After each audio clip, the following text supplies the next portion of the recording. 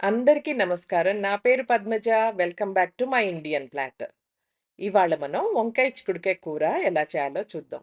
మనకి ఈ సీజన్‌లో బోలెడన్ని చిక్కుడుకాయలు చక్కగా గింజలతోటి దొరుకుతున్నాయి కదండీ! ఈ టైంలో కనుక మనం చిక్కుడుకాయ కూర కానీ, చిక్కుడుకాయలు ఎక్కువ తింటే మనకి ఆ చిక్కుడుకాయల్లో ఉండే బోలెడన్ని బెనిఫిట్స్ మన బాడీలోకి వెళ్తాయి.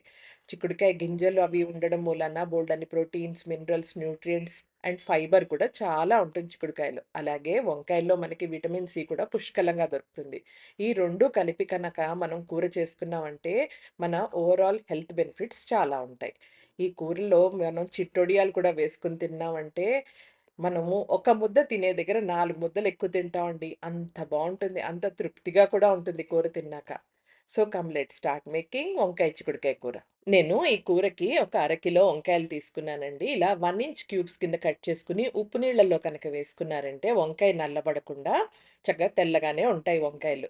అలాగే నేను ఒక అరకిలో చిక్కుడుకాయలను తీసుకొని, వాటిని ఇలాగా ముక్కల కింద కట్ చేసుకొని, గింజలన్నీ తీసేసుకొని, ఇలాగా అన్నీ సెపరేట్‌గా పక్కన పెట్టేసుకోండి.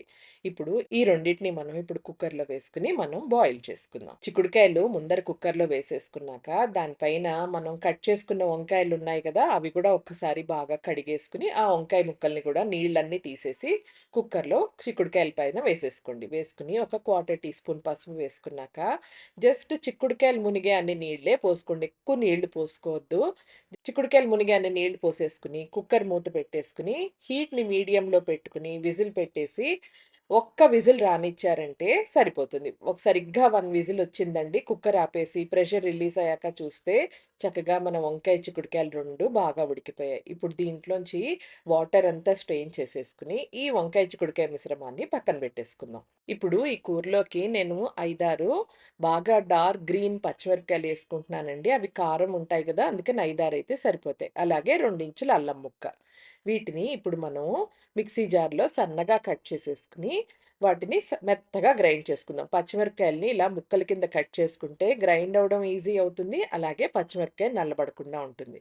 చూసారు కదా! ఇలా మెత్తగా గ్రైండ్ చేసుకొని, వీటిని ఇప్పుడు పక్కన పెట్టేసుకుందాం. ఇప్పుడు ఒక పెద్ద కడాయి తీసుకొని, దాంట్లో ఆయిల్ వేసుకొని, నేను ఈ కూరలో చిట్టొడియాలు వేసుకుంటే చాలా బావుంటుందని చెప్పాను కదండీ! అందుకని ముందర ఆయిల్ వేసుకొని, ఆ ఆయిల్‌లో కనుక మనం ఈ చిట్టొడియాల్ని సిమ్ అండ్ మీడియంలో పెట్టుకొని చక్కగా ఎర్రగా వేయించుకున్నామంటే, మనం ఈ చిట్టొడియాలు వేయించుకోవడానికి ఇంకో కడాయి నూనె పెట్టుకోక్కర్లేదు. ఇదే కడాయిలో వేయించేసుకొని, ఆ మిగిలిన నూనెలో ఇప్పుడు మనం పోపు దినుసులన్నీ వేసుకొని కూర రెడీ చేసుకుందాం. నేను ఒక 2 స్పూన్లు శనగపప్పు, అలాగే ఒక స్పూన్ మినపప్పు, ఒక స్పూన్ ఆవాలు, అర స్పూన్ జీలకర్ర ఇవన్నీ వేసి, అలాగే ఒక 4 ఎండుమిరపకాయలు. ఇప్పుడు మనం కొంచెం ఇంగువ వేసుకొని పోపుని బాగా ఎర్రగా వేయించుకోవాలి. ఇవన్నీ మాడకుండా చక్కగా ఎర్రగా వేయించుకోవాలి. ఆ పోపు ఇలా ఎర్రగా వేయించుకొని కూరలో తింటూ ఉంటే భలే టేస్టీగా ఉంటుందండి. ఇలా పూర్తిగా కూర పోపు ఆల్మోస్ట్ 70% వేగిపోయింది అన్నప్పుడు కొంచెం కరివేపాకు కూడా వేసుకొని వేయించుకోండి. కరివేపాకు ఈ కూరలో మంచి వాసన, మంచి ఫ్లేవర్ కూడా తెస్తుంది. ఇప్పుడు మన పోపు కూడా బాగా వేగిపోయింది కదా! దీంట్లో ఇప్పుడు మనం పచ్చిమిరపకాయలు, అల్లం గ్రైండ్ చేసుకున్న మిశ్రమం ఉంది కదా!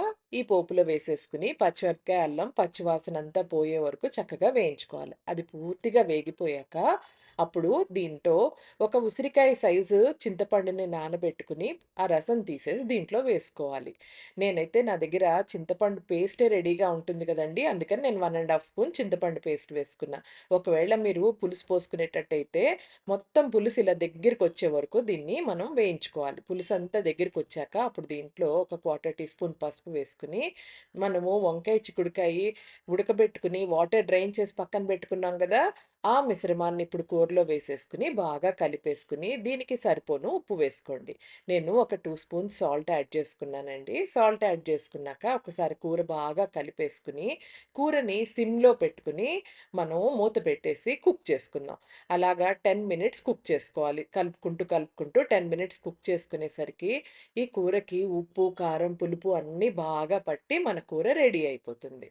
ఇంకొక 2 నిమిషాల్లో దింపేస్తాం అనగా ఈ కూరలో ఒక స్పూన్ నెయ్యి కానీ, లేదా ఒక స్పూన్ బటర్ కానీ వేసేసుకొని, ఇంకొక 2 నిమిషాలు కుక్ చేసుకొని దింపారంటే, ఈ కూర ఎంతో అద్భుతంగా ఉంటుందండి. దీనితోటి చిట్టొడియాలు నలుచుకొని తినండి. అసలు మీరెప్పుడు మర్చిపోరు ఈ టేస్ట్‌ని. మీరు బాగా ఎంజాయ్ చేస్తారు కూడా. నేను మొత్తం చిట్టొడియాలు ఒక్కసారి వేసేయనండి కూర మీద. ఎందుకంటే వెంటనే తినేస్తే పర్వాలేదు. అలా పక్కన పెట్టేటట్టయితే వడియాలు కూడా మెత్తబడిపోతాయి. అందుకని కప్‌లో పక్కన పెట్టుకొని, అన్నంలో ఈ కూర కలుపుకొని తింటూ, పక్కన వడియాలు నలుచుకొని తిన్నారంటే మహా అద్భుతంగా ఉంటుందండి ఈ కూర. ఇది రోటీస్‌లో కూడా చాలా బావుంటుంది. మీరందరూ తప్పకుండా ట్రై చేయండి. మీకందరికీ చాలా నచ్చుతుంది. మీకు కనుక నా ఈ రెసిపీ నచ్చినట్లయితే please like, share and subscribe to my channel for more such videos and thank you for watching my Indian platter.